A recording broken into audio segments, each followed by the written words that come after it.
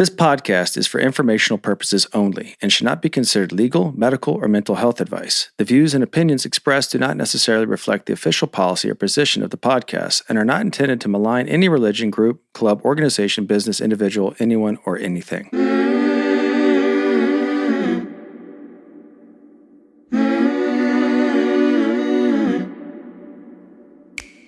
I'm Sarah Edmondson. And I'm Anthony, air quotes nippy, Ames. And this is A Little Bit Culty, a podcast about what happens when things that seem like a great thing at first go bad. Every week, we chat with survivors, experts, and whistleblowers for real cult stories told directly by the people who lived through them. Because we want you to learn a few things we've had to learn the hard way. Like, if you think you're too smart to get sucked into something culty, you're already prime recruitment material. You might even already be in a cult. Oops. You better keep listening to find out. Welcome to Season 6 of A Little Bit Culty.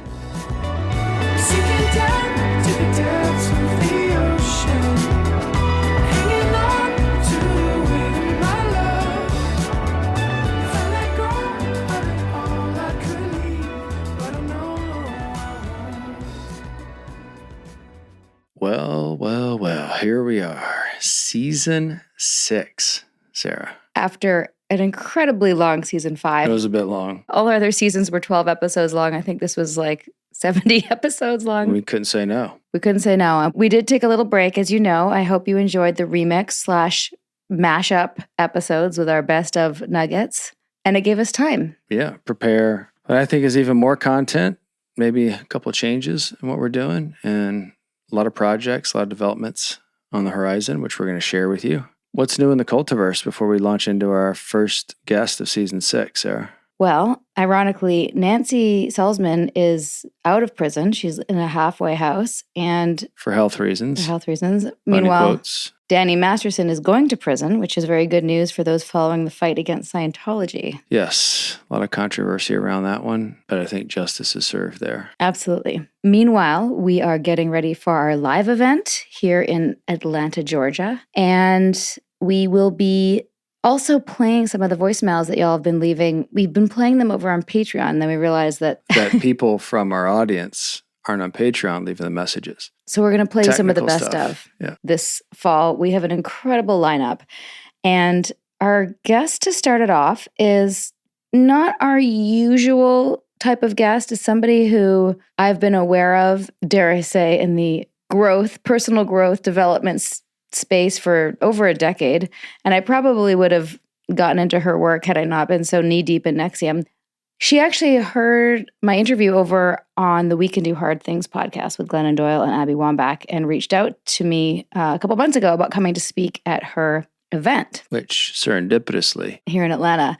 And for those of you who've been following the journey on Patreon, I was hesitant because she was doing this immersive weekend and there was a lot of words in the description of the retreat that were triggering for me, or like little... Well, if you're going to abuse this space, you have to mimic the tactics of people who aren't abusing the space and how they get followings and how they create a following, right? So our conversation gets into that a little bit. Yeah. Because there is someone, it's possible to be legitimate in this space. To be a thought leader. Yeah, right. Well, whatever the term you want to call it. Or to be a teacher, or to be somebody who's trying to... Who has some wisdom. And, impart a message. Right. And I expressed these concerns to our guest. I decided to use it as an opportunity to kind of practice what I preach. Mm-hmm. In other words, I am still somebody who wants to grow and learn, and I'm still a seeker. I still want to evolve certain things. And specifically, one of the things I've been working on recently is just being a better parent. And this particular guest is a parenting expert.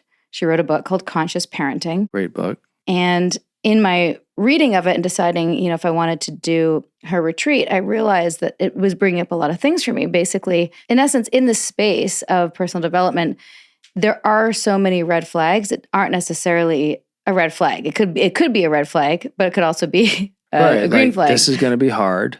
The preempts, like all the things that we experience. There are tactics that are used in good groups and also destructive groups, and they can look the same. And just because somebody, for example, has a whiteboard like they did in Nexium doesn't mean they're a sociopath, right? So there are things that might look the same. How do you discern? And it also goes in line with my TEDx talk, which hopefully will be out by the time this episode launches, or if not, within the month for sure. And that's sort of the message that I'm posing is like we are human, we are seekers. Along the path, there's going to be charlatans and there's going to be legit people. How do you tell the difference? Yep. So that's largely what our conversation's about. If you see today's guest, Dr. Shefali, on other platforms, she's usually talking about parenting, becoming more conscious in the space as a parent, but also as a person. But that's not so much what our conversation's about.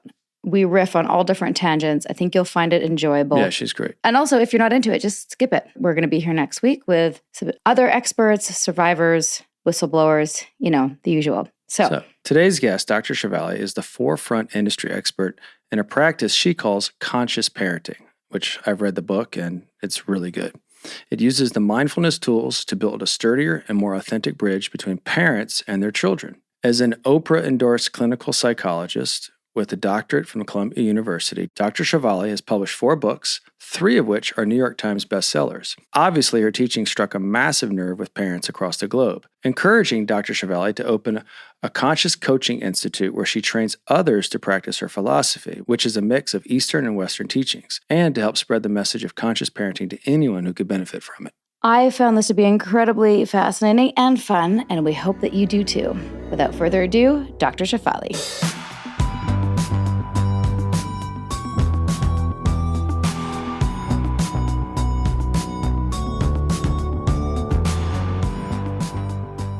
Well, welcome to A Little Bit Culty, Dr. Shefali. Thank you for having me. I'm so excited to be here. We have so many questions and 8,000 false starts from...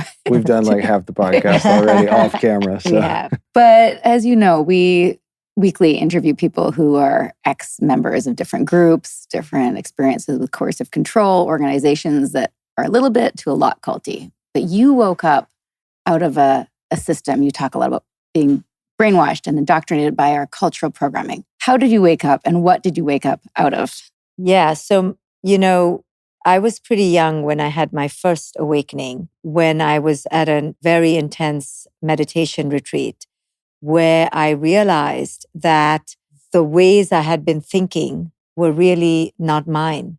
They were programmed, they were conditioned. But in meditation, you're allowed that opportunity to realize, oh my goodness, these thoughts, these belief systems, they're not mine.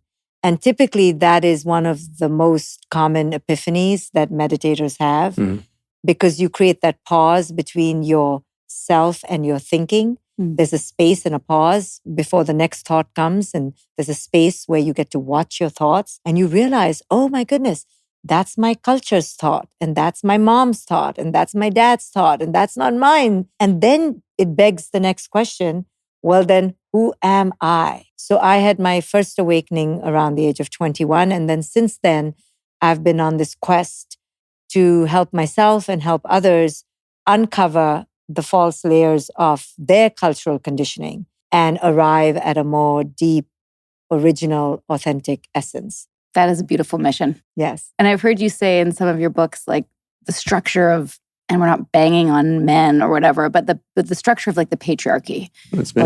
Yeah. Yeah, that's you. Especially with Radical Awakening, which I'm almost done and I'm loving it and feels like the perfect timing for me right now as I'm like just embracing my journey back into personal development after being burned so badly. But it feels like that's such a tidal wave that's happening right now in women of our age, especially in our 40s, going like, okay, I'm not just a mother and I'm not just these things. Who am I? Who is my authentic self? Can you speak a little bit about the programming specifically? I don't want to say the cult of the patriarchy sounds so ominous, but yeah. Well, the patriarchy affects everyone. It's not just women. I mean, men end up being perpetrators of things that, we see it in extremes in religion too, where these seemingly good people are accelerating these agendas somewhat unwittingly, right? Yes. And you have to build awareness around that. Right. So. I'm not against the patriarchy, just like I wouldn't be against the matriarchy. I think, as I've talked about in the book, I'm against the toxic parts of it. Right. Yeah. But there can be a toxic femininity too, and I talk about it in my book, A Radical Awakening. So a patriarchy is just, leadership.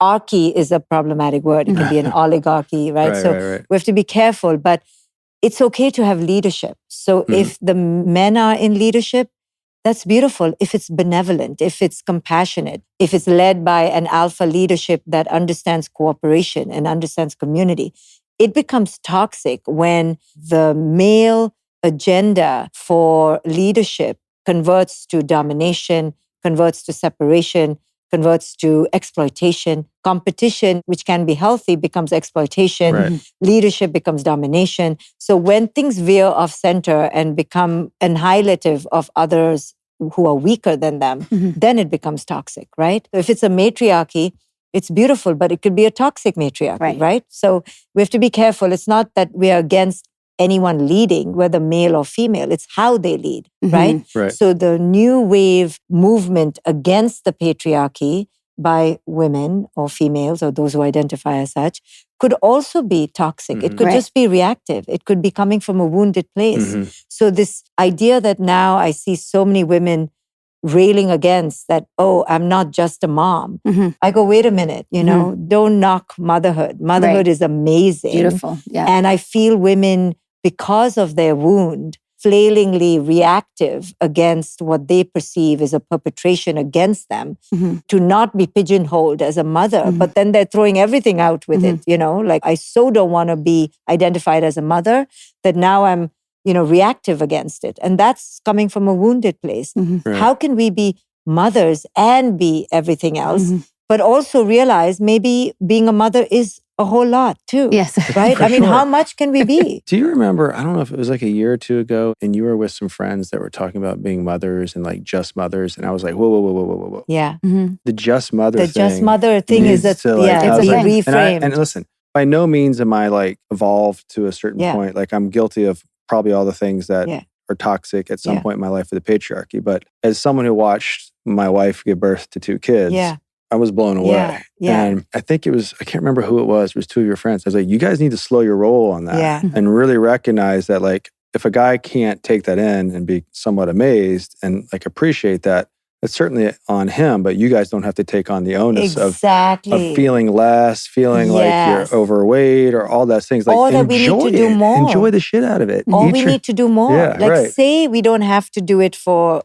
financial reasons. Don't do it just for the ego of being in the male, masculine world of entrepreneurship and being a boss babe because you feel like being a mother is not enough. Right. You can't come from that place. And I hope you've never felt that. I mean, even I think even like when times and you're like, how do I look? I'm like, slow down, enjoy it. Like, this is it. I think what I resonate with specifically about that concept in the book is that there is so much of societal. Well, it's just societal meanings around all these roles and responsibilities and titles and the programming of where we are as women. Yeah. And I'm only now just willing to look at it because, as I said earlier, I got burned in personal development before. I got burned in quite literally. Yes. Metaphorically and literally, spiritually. No, it's true. I got bet on the wrong horse, and that whole drive. Horse is being generous to Keith. Bet on the wrong troll. Yeah, there we go. Troll gnome. Yeah, there we go. Sociopath. Right. We could laugh here. We're in that stage of our healing. There's so much darkness we have to. I've been in that stage for a while. Mickey's humor is the main reason we are together and healing. You know why? Because I think it's so healthy to laugh. It doesn't mean you're minimizing the trauma, but you're acknowledging that the human condition is shitty and you will meet crappy people. And that's just life. And you just have to roll with the punches as you meet the beautiful people. You're going to meet deeply wounded, troubled souls as well. Yes. And the absurdity of all of that. So exactly. So I'm on this path of 2005, I'm seeking, I want to understand myself, self-awareness. Like, probably the only reason I didn't read Conscious Parent back then is because I was so focused on Nexium. Right? And this was like the way. You had all the answers. We had all the answers. Right. We were evangelical about it. I mean, to be. We were. Yeah, we were evangelical personal development groupies. But just to say that the irony isn't lost on me that the desire to understand our wounds and our templates and look back at our childhood and figure out what happened there that's informing us now and how can we evolve it. It all comes from the same place. Yes. So that's the second part of this discussion is like, how do we go on a personal development or spiritual journey and not get caught up in something toxic? Or how do we keep clear on that path without becoming dependent on another structure or another person or guru or system? And I think that is the biggest red flag, the systems that are created around, what you went through. He had so many layers and so much propaganda and systems and institutionalized the self-growth process and ritualized it. Right. So the minute you create ritual and systemic indoctrination and that there is a pathway forward, right there, those are the red flags, because that's counterintuitive to growth. Growth is dynamic. Growth is serendipitous. Growth is organic. It doesn't require ritual or order or organization or rules. So those are red flags. Now we know. Now sashes or costume or garb. Right. So I'm so against that. And that's what I teach in all my books. And really in conscious parenting, don't follow a systemic, indoctrinated, ritualistic, orderly approach to raising your children or growing yourself, because that is anti-true wisdom and evolution. Evolution is dynamic. It's so spontaneous and so serendipitous. And that's why it's risky. And I think that's what NXIVM was against. It was against you taking your own risks. It cut you off. It severed you from your own guttural, raw human potential and took that power away by so ritualizing that it dumbed you down and dimmed you to a little robot, a puppet on a conveyor belt. And pretended and professed to do the opposite. And pretended it was wild and feral. When people come to me, I ignite or I help ignite and reflect back the feral, wild nature of our power and never take it away. And the surefire way to take away wild, feral power is ritualization. And people don't realize it. People love rituals, and there is some beautiful aspect to ritual. But when we get married to ritualization, you're actually dimming and dumbing the authentic, in the moment, aliveness of the soul. Right? If I tell you, okay, now, sorry, we have to stop this podcast. I have to light 15 candles, right? And sage. And sage. And it sounds amazing, right? It sounds so beautiful, but I've just taken away your power. I've taken away your participation and I've controlled the whole situation. Did you not feel what she's talking about when we had to show up every day and do? Oh, yeah. Right? Totally. Every day. Now, and sorry, you cannot come with your own organic essence and energy. You have to wear yellow and bow to me 5 times, right? It sounds like we're all doing it together and we're all in unison, but I have just robbed you of your initiative, of your own self-governance, right? So these are the ways that people slowly take away from children, take away from members, right?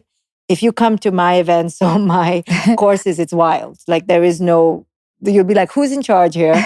Because I'm not invested or I'm not teaching control. I'm teaching the opposite of control, which is inner alignment. And you follow that, you will have the greatest control. This podcast wouldn't happen without our amazing, supportive, generous patrons. Are you with us? Come find us over on Patreon at patreon.com/alittlebitculty for bonus episodes, exclusive content, and the occasional Zoom with our fan favorites from our past episodes. It's a lot of fun over there, people. The Frankies were a picture-perfect influencer family, but everything wasn't as it seemed.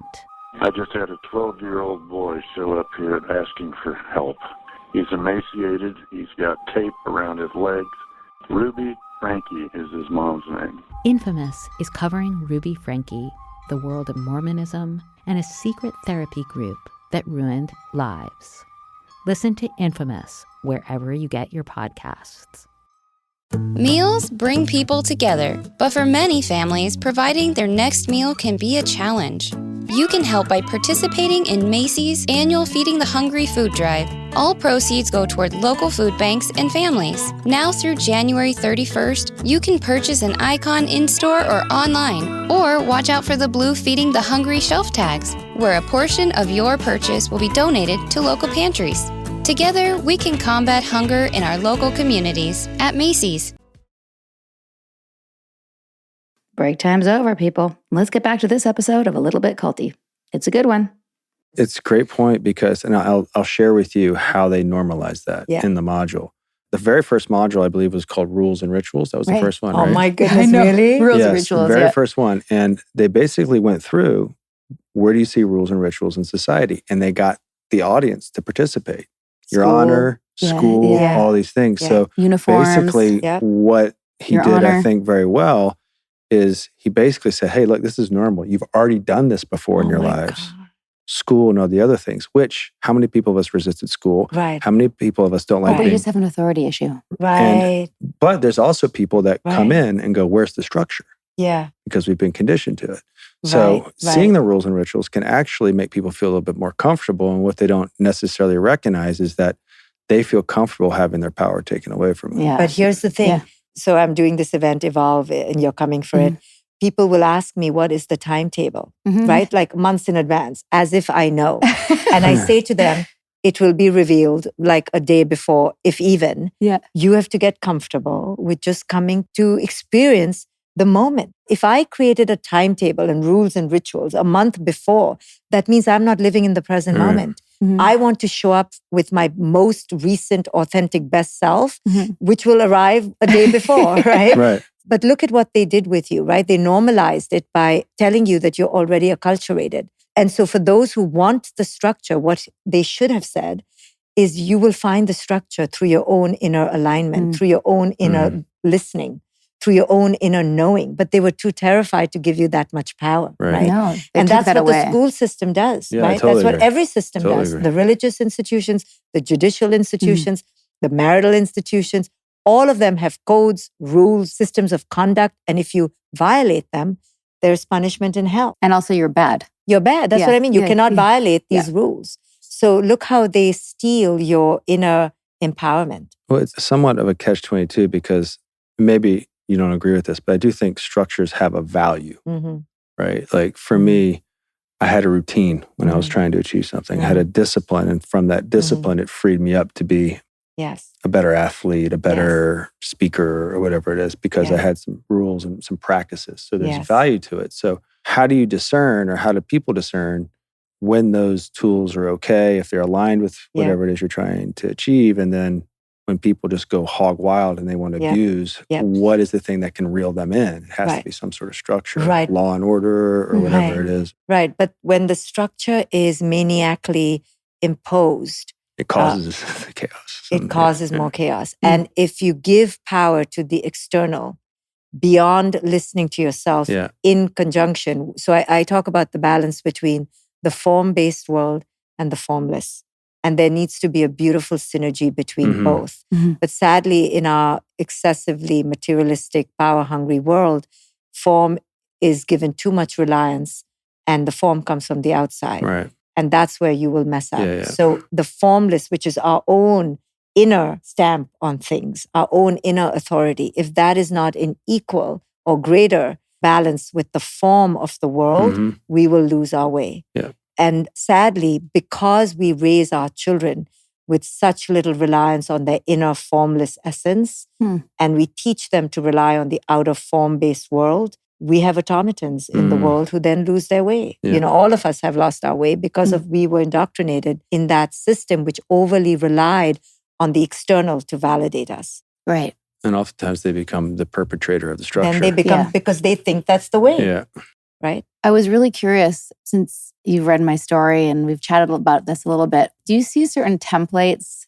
And as a doctor and psychologist, like you really studied all the different things that can happen in childhood and how that creates certain ego masks and all those things you talk about in your books. Do you see certain patterns of what makes people more susceptible to things like NXIVM or a false guru or getting dependent on something externally? Well, I think if I was to say, and I always want to say that there is no predictability, Right. which person becomes the malignant narcissist and the Keith Rainiers, and who becomes the victim of him, it's hard to predict. But for the ones who I think fall into his or others' predatory hands, I think they are the prototypical, good girl, people pleaser, who overachieved in childhood, got their validation from the external world. Yeah, that's my list. Or didn't get it who didn't learn to rely on it within themselves Yeah. and became hungry for it from the external world Mhm. and kept getting their accolades from the outside, but That's didn't get it consistent. enough. Yeah. It's never going to be enough. Right.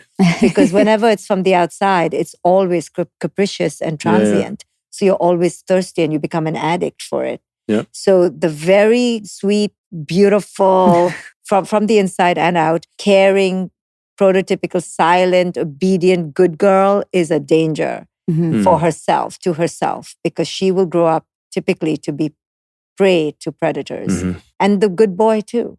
But the good boy a little bit less, because the good girl is on steroids compared to the good boy, right? Because she biologically is so nurturing anyway and caring anyway. Just our female biology predisposes us to being more nurturing anyway.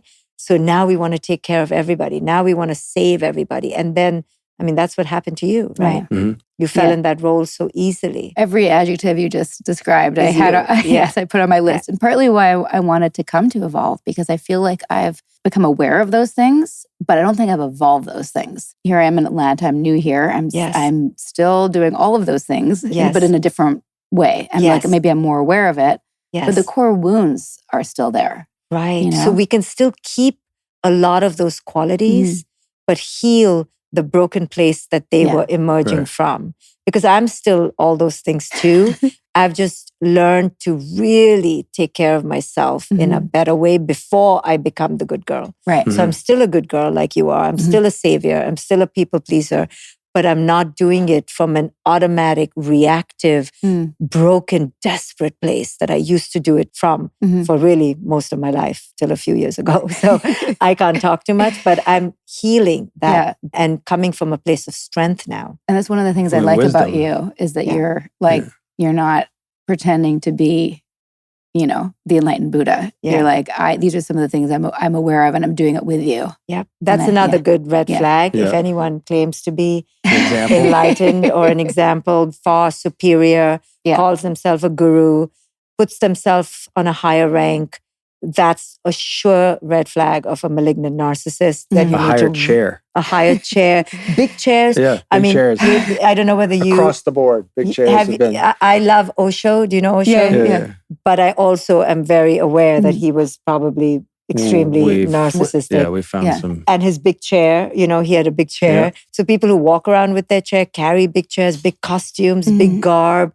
you have to really scrutinize and run away. I'm going to send you our episode on Osho because Wild Wild Country, it turned out just scratched the surface. And it was worse. Yeah, I know because my mother lives right behind the Osho ashram in India. Yeah, so I know all about Osho as well. And most Indians do because we grew up hearing about him. Right. His teachings had wisdom though. Right.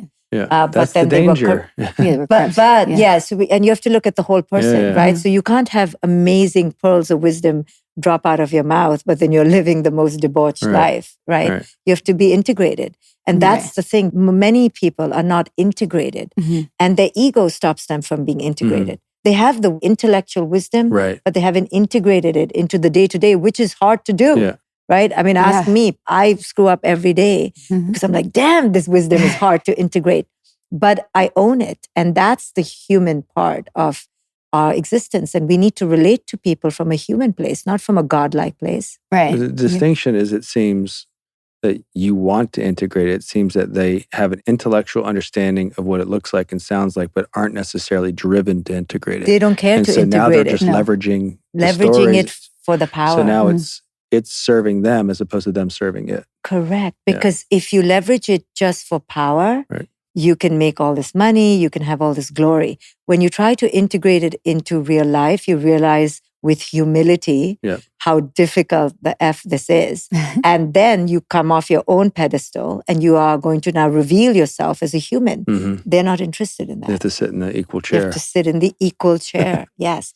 And that's a true teacher. A true teacher sits on the ground with their people. Right? If you see His Holiness, the Dalai Lama, and there may be cobwebs in that closet too. I'm not going to idolize anybody, including myself or anybody. But I have watched him at least enter a room and he will bow lower than everyone. Then everyone else bows lower than him. Then he's bowing lower than them. And we're all on the floor. But at least he tried. It's a bow off. Like, who can bow lower?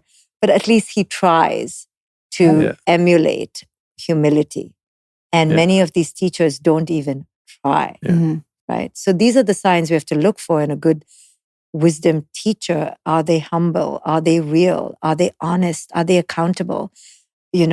Or is it just a power-hungry trip? I thought it was interesting what you said in our Instagram Live the other day about how you encourage your audience not to clap when you're done. And they can't. They cannot. Not. Because we've been indoctrinated in this guru culture of being a follower and having leaders from school. Right? So at one of my summits, Evolve, 2 years ago, I think I said, I'm going to challenge you to not clap because it annoys the hell out of me. It disturbs me. It stops my flow. And I don't need the accolade. I don't need it. Yeah. And when I ask them, why do you do it? Why do we as an audience clap? And they go, well, we feel bad for the person on stage. We feel obligated. Then we feel distracted. It's a relief from stress and anxiety. So they do it for themselves. And I'm like, so you're doing it all for you because I'm here to tell you I don't need it. And they still couldn't stop it. It's just because we're indoctrinated. Yeah. Yes. Right. And also to show we're good girl. We're so grateful. Good, right? We're learning.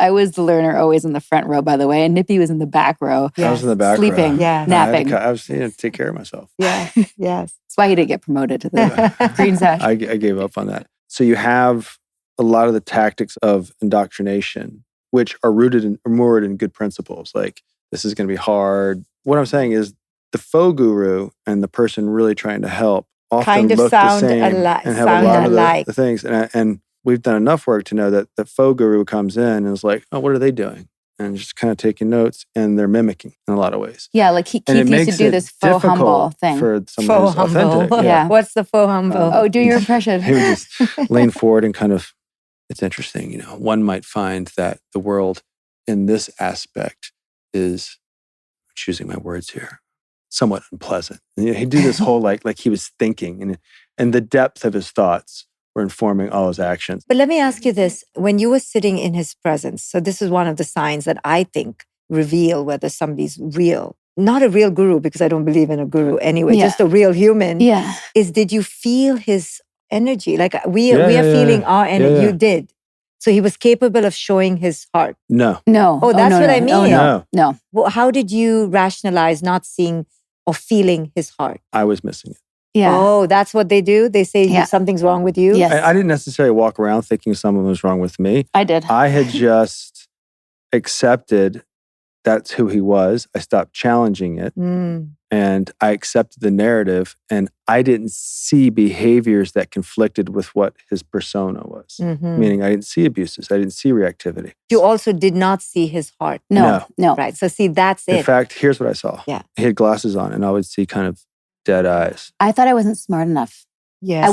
And I wasn't depthy enough. I wasn't suspecting. I just thought, okay. Right. See, because I think the indoctrination happened even before he came on stage. Yes, absolutely. Right? So you were already feeling looking for lesser the good. than, and was so told that this is the superior God that you're going to meet. So you didn't even come in challenging. You didn't even come in discerning. No. My challenges had already been dumbed and dimmed by asking other people that I trusted. He'd been propped up by other people. Yes. I respected him. I put him on a pedestal. So when I didn't connect with him in that way, I thought it was my limitation. Yes. One of the things I got, in trouble for is, for my book, controlling, dependent. Yes. I don't know how much I talked about this, but the other thing was superficial. Yeah. So my lack of depth stopped me from being able to connect to him on a deep, because he's so deep. I see. He's so deep, you can't even reach his soul until you have such soul. Yes. So the reason you're not seeing his soul is because you don't have it.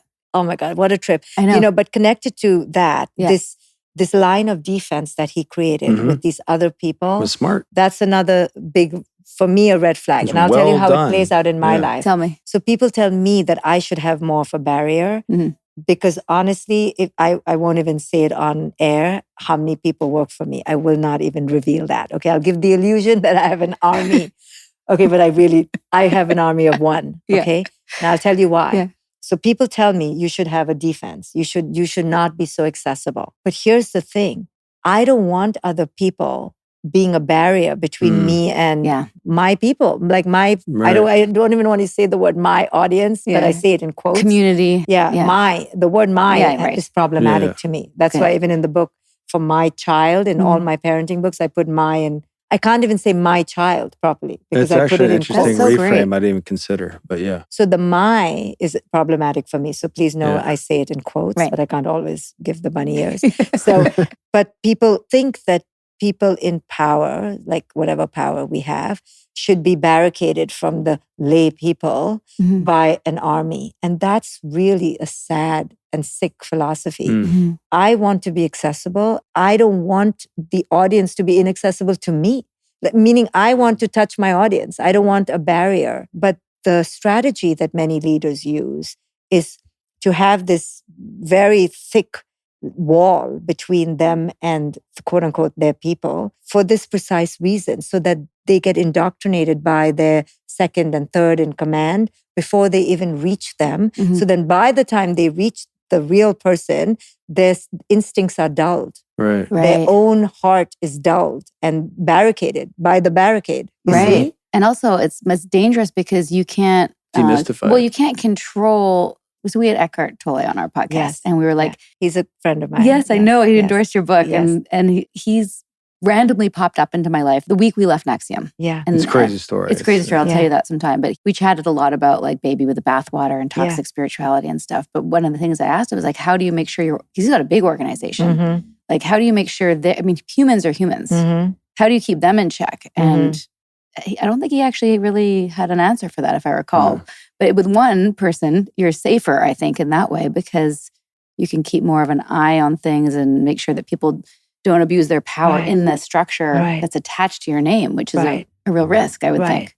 But also, Yeah. when you have this barricade of protection, it sounds like it's healing for the person it's protecting, but it also barricades that person Mhm. from being vulnerable Mm. and therefore stops their own healing. So Keith, as I've understood it, kept himself so barricaded and yeah. in this protected bubble that he himself was never to be vulnerable. Mm. But also he then limits his own growth, right? Yeah. He's stopping his growth. He's controlling who's around him, who challenges him, but then he's not growing. Mhm.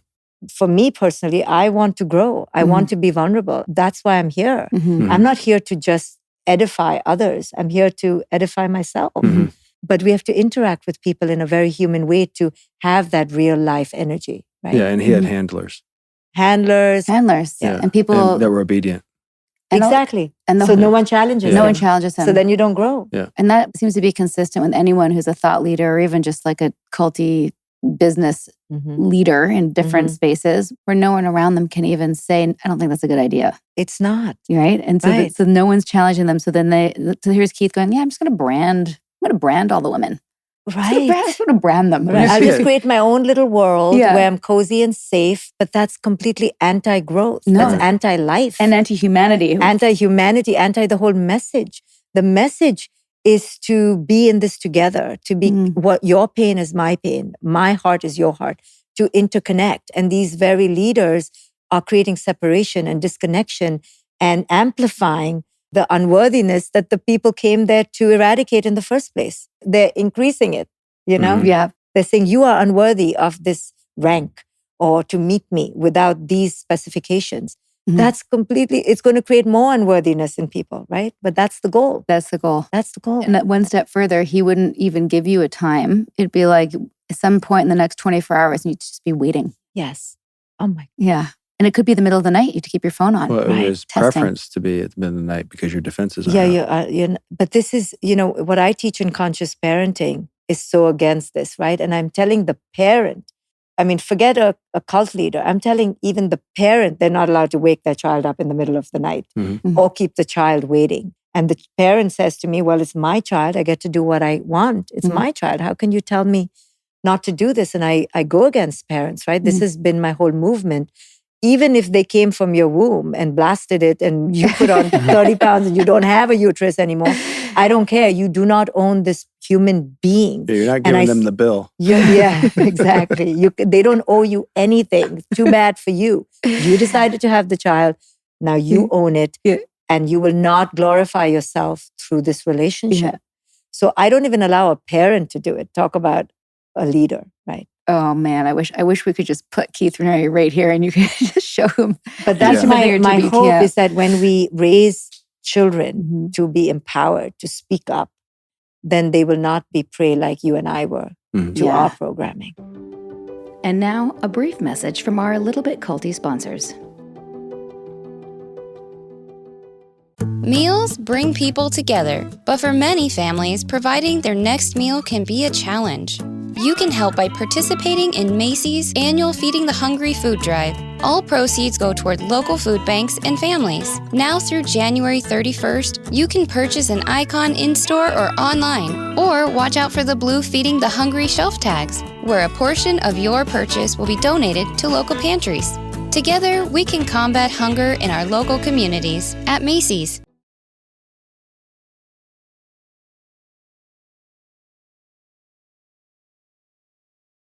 You've heard from our sponsors. Now let's get back to a Little Bit Culty, shall we?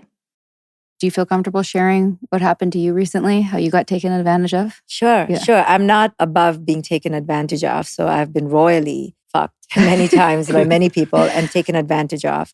So yeah, I had a very close person on my team who, literally stole over $1 million from me. And now there's a case against her and she's recently been arrested. And it was really traumatic at first because I began to doubt myself. How could you be so stupid? And then people would come to me and say, oh, what did you do to attract this? And I really have a whole way of debunking this whole idea that spirituality sometimes propagates, that it's, our attraction and something's faulty with our vibration. No, there was nothing faulty with my vibration. I did not attract this. I've learned from it because of my power to alchemize negative into power, but I did not attract it. And for anyone out there who is feeling that they are a victim of some really bad eggs out there, and there are bad eggs out there, they need to feel empowered that they did not attract it. It's not their fault. There's nothing wrong with their vibration. It's just that sometimes bad things happen to good people. And we need to own it. We can say with pride, I was a victim of a really bad person's evil.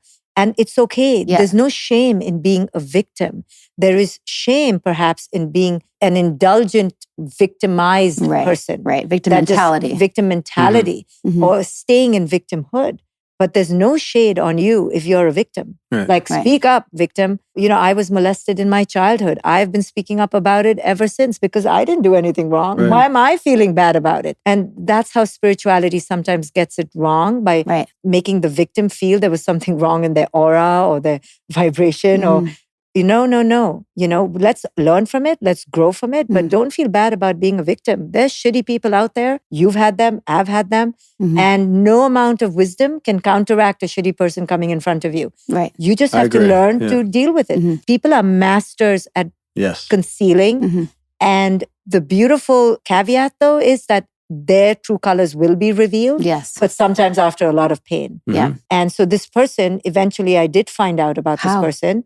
Well, I one day just went into the back corners of my bank account and my platforms and discovered the theft, which I had not gone to before. I did not go all the way back, because I just trusted her. But then one fine day I said, hey, something's off.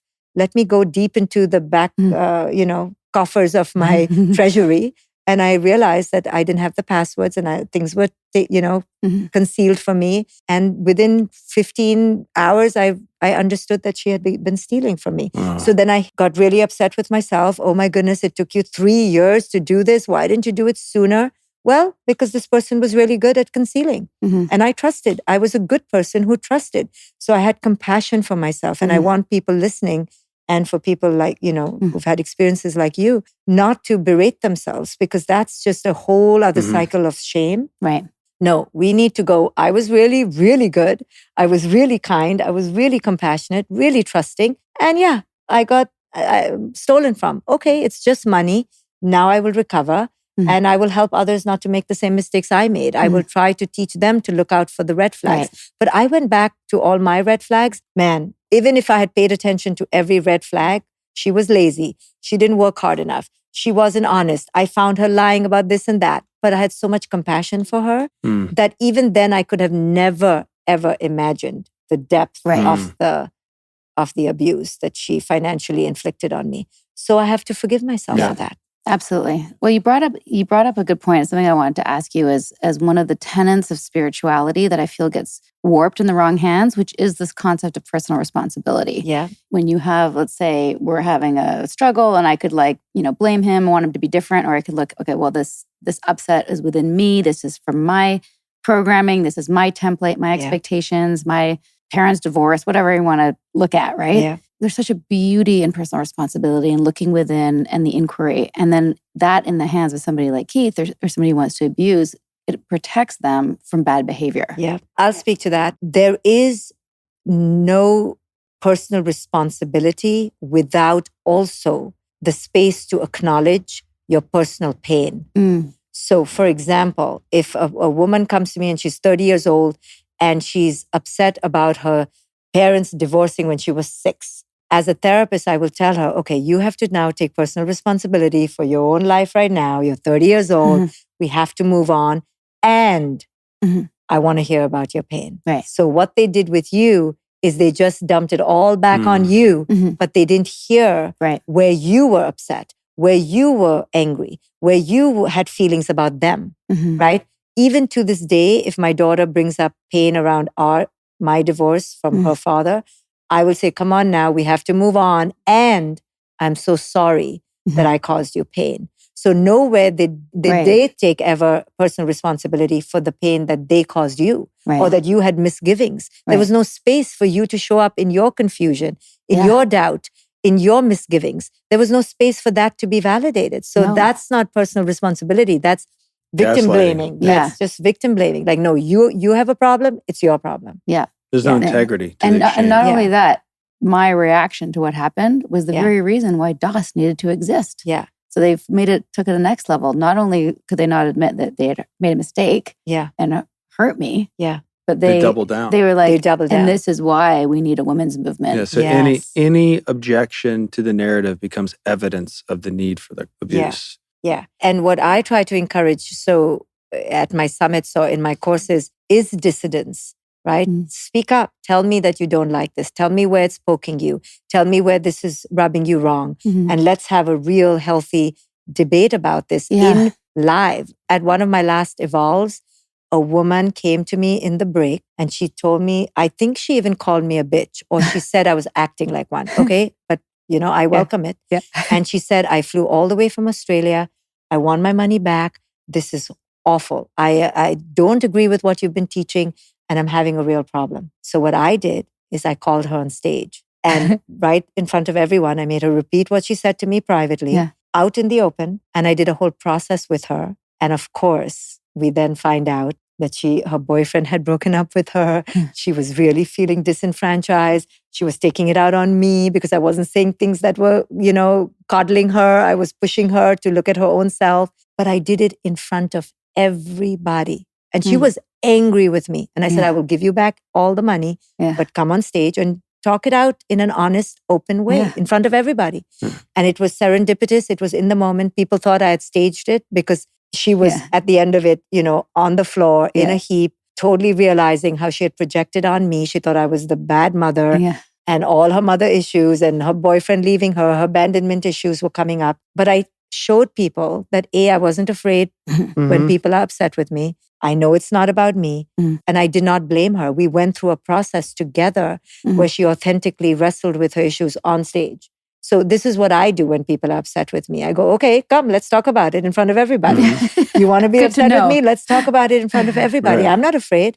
Tell me how you don't like my teachings. I see why my teachings can be provocative, but I'm not hiding from people, right? You have to expose. You're transparent. That's good. So these are all the ways we get to know whether somebody's real or somebody's just hiding behind the role, right? People often ask me, how do you stay grounded? And I say, it's so easy to stay grounded. And the way to stay grounded, it's so easy. How does one not stay grounded? I'm curious why people don't stay grounded. But the reason why people don't stay grounded is because they have confused the function they play in people's lives and the role they play with who they are. So I'm very clear. I am a little bit of Dr. Shefali, but I'm a whole lot of Shefali, right?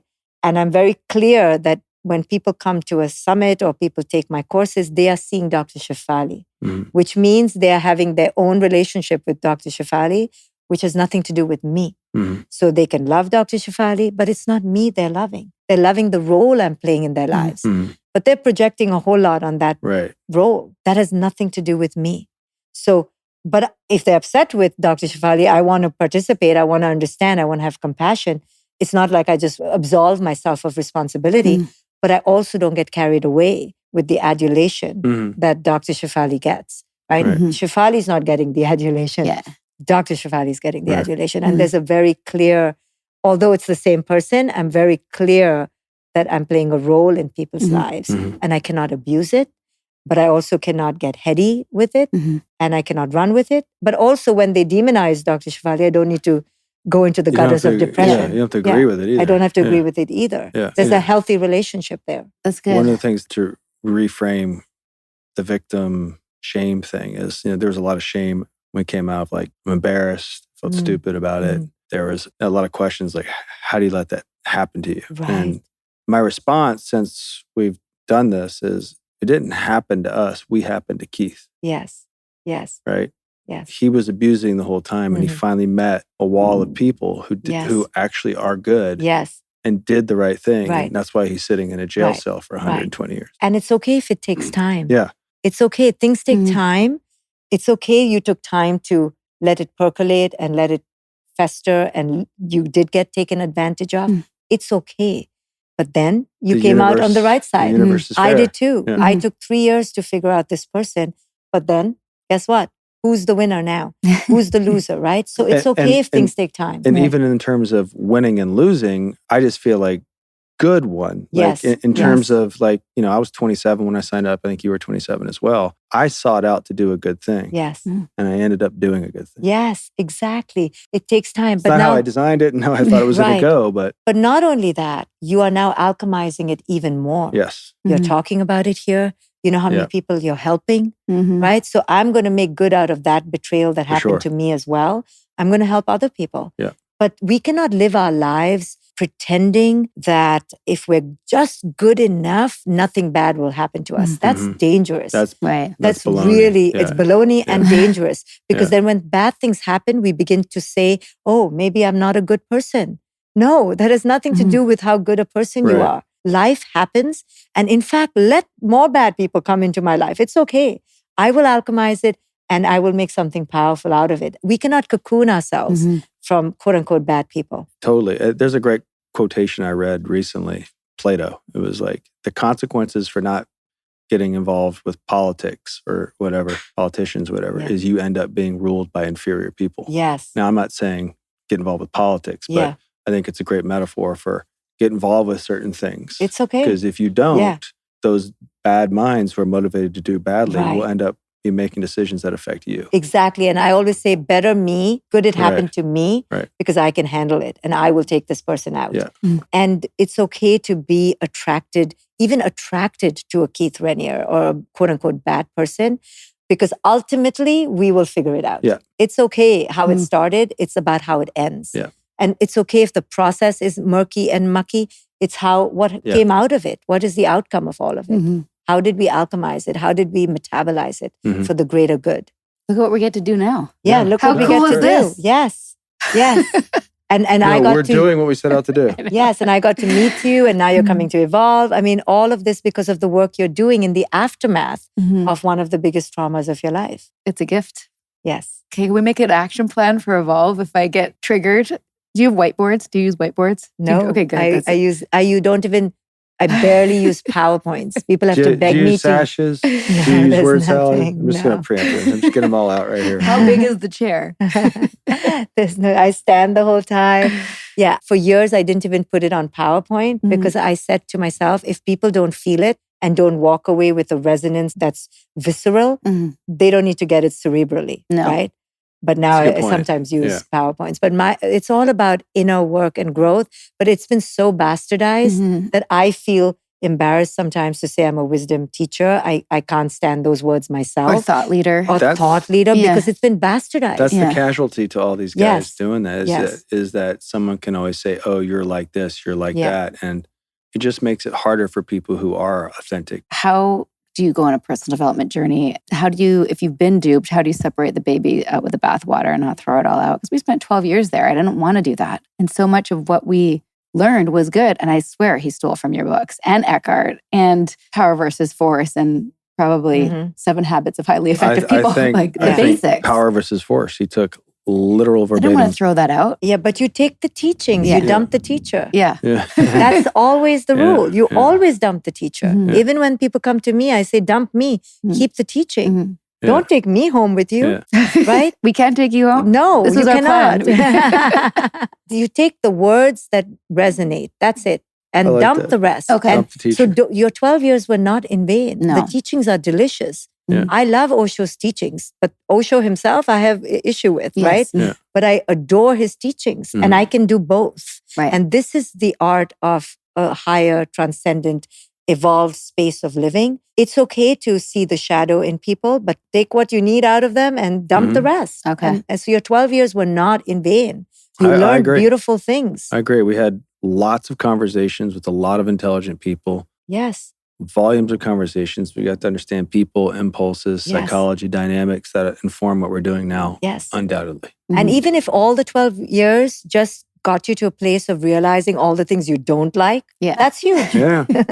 So it's okay. Yeah. We never look at anything that happened to us I don't from like a place Albany, of New lack. York. You don't like Albany, New York. There you Yeah. go. See? I don't You like don't like sashes. I don't like sashes. You don't like rules and rituals. Big You don't- chairs. You don't like big chairs. See, so much information. Yeah. And now we're learning to, trust our gut again, Yes. which is another, Yes. we know we skirted around this issue a little bit in the live that we did. Is a lot of people have been asking, like, okay, we have this feeling that's I'm uncomfortable. You always need to go through discomfort to grow. Yes. How do you know I know. when it's I know, like I a know. trigger that points to something Yeah. versus saying, get the fuck out Yeah. of here? So you test it out, Yeah. right? You Yeah. test it Mhm. to see, is this just discomfort Mhm. or is this real icky red flags? Yeah.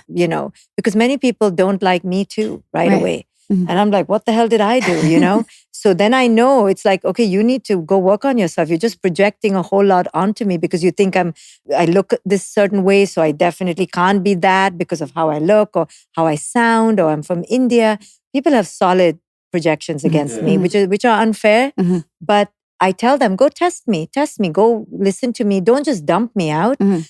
Test me out. Mhm. And then if after 40 hours of listening to me, you still think I'm icky and yucky, then you shouldn't be around me. Then I'm a danger to you. Yeah. Because it's not about me, it's Yeah. about the teachings. Maybe Right. you're just not vibing with the teachings Yeah. right now. Mhm. But if you just all out, as soon as you see me, say, oh, I think Shefali is a manipulative bitch. That's not fair. Yeah. I'm like, hey, what did I do? But people Right. will do that. No, like, no. No, it's I true. saw her one time and I decided she was a bitch because of how I look. How did you decide that?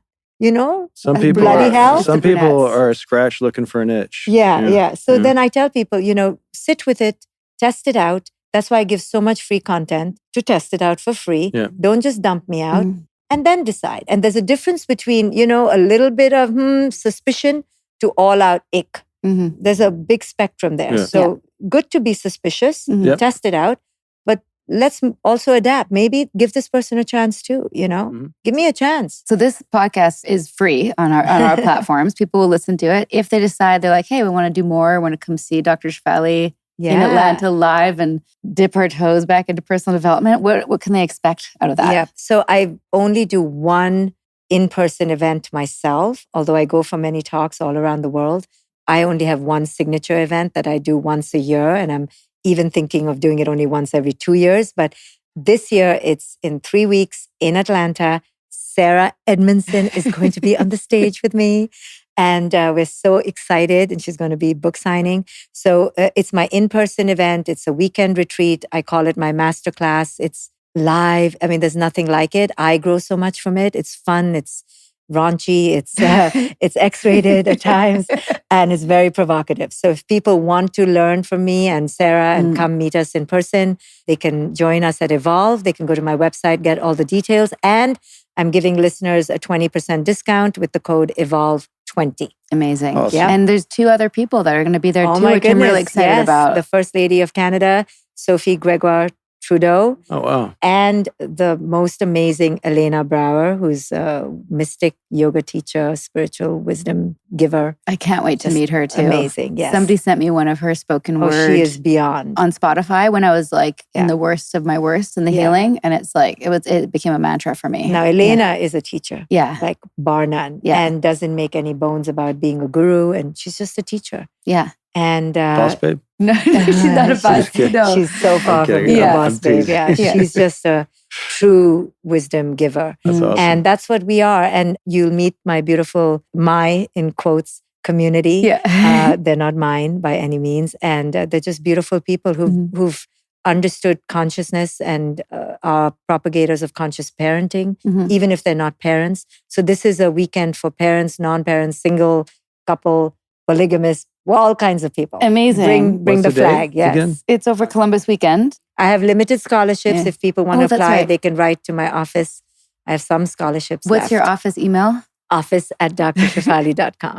Great. DR for Dr. Shefali. I love that you offer that because I think that's important to make it accessible. And if people are living under a rock, where can they find you on social media? I think my handle is at Dr. spelt out DOCTOR Shefali. Okay. Yeah. And you have lots of great videos and little snippets. So much free content. During COVID, I did a talk called Viral Wisdom. I did 72 of those and I did 179 free meditations. So it's all on my YouTube channel. I'm going to find those. And I'll just put this up for the camera. Nippy's This reading is the British version. Oh, that's a British version. Yes, it's okay. It's okay. We like the British. It's okay. We haven't started. I actually am British, by the way. That's the Awakened Family. I have 5 books and then Radical Awakening, but I also have Superpowered. I have Out of Control. Oh my goodness. I have the Parenting Map. Parenting Map, I'm almost done. Yeah. I'll be caught up by the time we get to Evolve. Yes. Lots of books. Thank you so much for your time. This has been such a delight. Thank you. Awesome. Thank you for listening and thank you for having me here. We'll see you in a couple of weeks. Yes. Good luck at the event, everybody. Yes.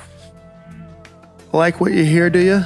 Give us a rating, a review, and subscribe on iTunes. Every little bit helps us get this cult awareness content out there. Smash that subscribe button. You know you want to. So we were recording in a studio in Bravo Ocean in Atlanta. Thanks for hosting us, by the way, guys. And as soon as we were done, the most horrendous, like literally we ended and the rain started. The rains, they were coming, Sarah. And it rained hard. We wouldn't have been able to record in that rain because it was so loud on the roof. No, lightning struck on some of our questions too. We pressed on, didn't we? We did. We pressed on because we're professional. Yeah. So we will include the code should you feel inspired to come to Evolve. If you're also like, I will never attend a retreat ever again, like I was a few years ago, I totally get that. And no pressure. This is not a sign up now and get a 20% discount type of situation. We don't have that power. We'll never do that again. I hope you all enjoyed that one. Opener for season 6. Yeah, I'd love to hear how people relate to this topic. If you've been in a personal development program of any kind, will you ever attend a seminar again? Are you totally allergic to it? Do you feel like there's space for such teachers? Who are the people that you like to learn from? And again, we will never follow anyone ever again. And what questions did we not ask? What did we not ask? Tell us. All right. Make your comments in the Instagram handle a little bit culty. See you there and see you next week. Bye-bye. Bye for now. Sinking down to the depths of the ocean. I'm hanging on to the weight of my love. If I let go of it all, I could leave, but I know I won't. A Little Bit Culty is a Trace 120 production, executive produced by Sarah Edmondson and Anthony Nippy Ames in collaboration with producer Will Rutherford at Citizens of Sound and our co-creator Jess Temple Tardy. Our writing and research is by Holly Zadra and Matthias Rosenzweig, and our theme song Cultivated is by the artists John Bryant and Nigel Aslan.